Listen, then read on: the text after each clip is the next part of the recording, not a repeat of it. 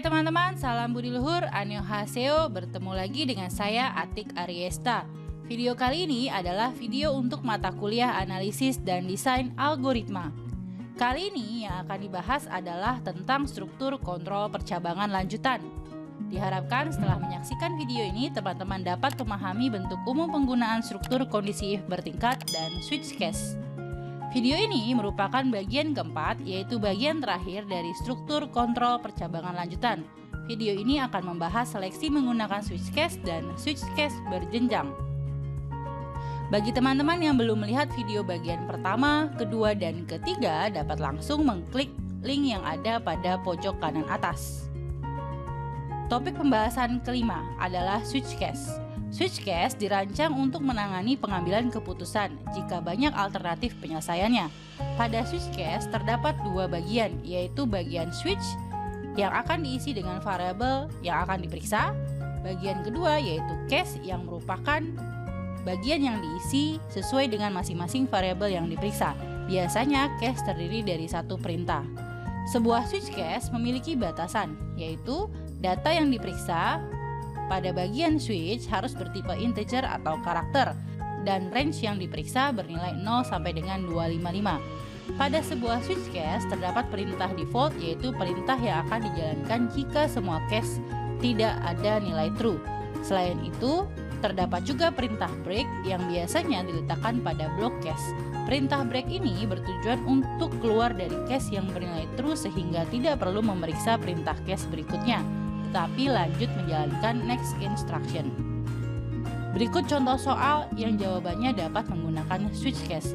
Pada soal ini diminta untuk menyusun algoritma yang menginput sebuah nilai di mana nilai tersebut merupakan kode untuk peringkat. Misalnya, jika nilai yang diinput adalah 1, maka peringkat yang tercetak adalah kurang sekali.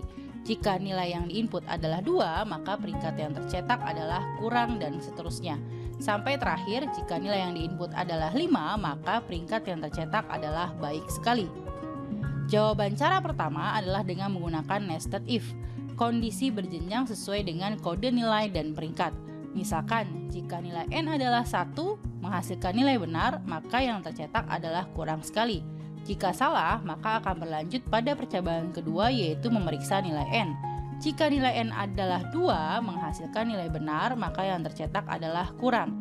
Jika salah, maka akan berlanjut pada percabangan kedua, dan seterusnya sampai dengan kondisi apakah nilai n adalah 5. Jika benar, maka yang dicetak adalah baik sekali. Jika salah, maka yang dicetak adalah data salah.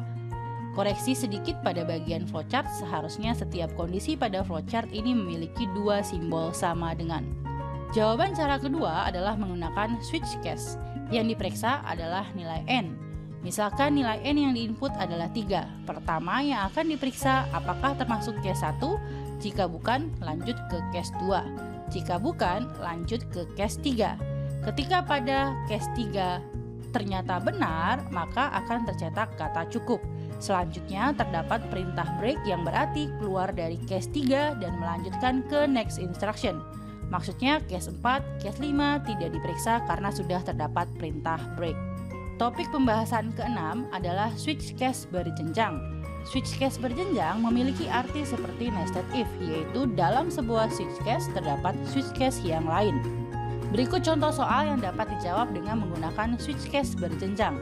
Pada soal ini diminta untuk menginput kode pulau dan kode kota. Misalkan jika diinput J2, maka yang tercetak seharusnya Pulau Jawa dan Surabaya. Karena J untuk kode Pulau Jawa, sedangkan 2 merupakan kode Surabaya pada Pulau Jawa. Atau misalkan diinput K2, maka yang tercetak seharusnya Pulau Kalimantan dan Pontianak. Karena K merupakan kode untuk Pulau Kalimantan, sedangkan 2 merupakan kode Pontianak yang ada pada Pulau Kalimantan. Sesuai dengan soal, tabel ini merupakan kode pulau beserta dengan kode kota di masing-masing pulau. Seperti contoh tadi, jika diinput J2, maka yang tercetak adalah Pulau Jawa dan Surabaya. Jika dilihat pada tabel J merupakan kode untuk Pulau Jawa, sedangkan pada Pulau Jawa, nomor 2 merupakan kode untuk kota Surabaya. Contoh lainnya yaitu K2, maka yang tercetak adalah Pulau Kalimantan dan Pontianak. Jika dilihat pada tabel K merupakan kode untuk Pulau Kalimantan, sedangkan pada Pulau Kalimantan Nomor 2 merupakan kode untuk kota Pontianak. Berikut adalah jawaban dari contoh soal switch case berjenjang. Terdapat switch case untuk memeriksa pulau, di mana pada case pemeriksaan pulau terdapat switch case lagi yaitu untuk pemeriksaan kota.